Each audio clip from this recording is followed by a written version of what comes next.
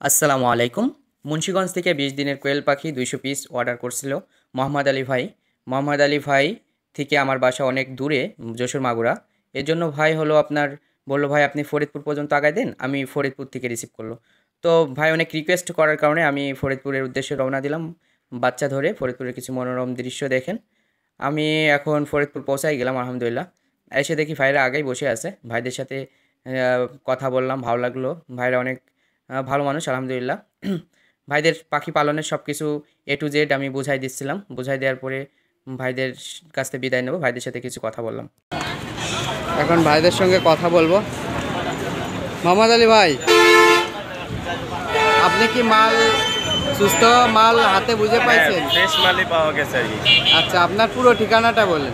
মুন্সিগঞ্জ সদর থেকে আমি আসছি পাখি নিতে।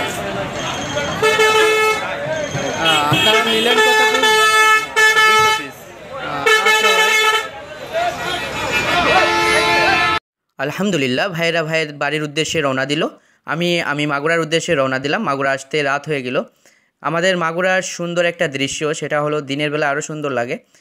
যশোর টু মাগুরা রোডের মঘি পার হওয়ার সময় আমাদের দুই পাশে সুন্দর মনোরম দৃশ্যর মতো কিছু গাছ দেখা যায়। এই দৃশ্য আপনাদেরও শেয়ার করলাম, দেখেন খুব ভালো লাগবে।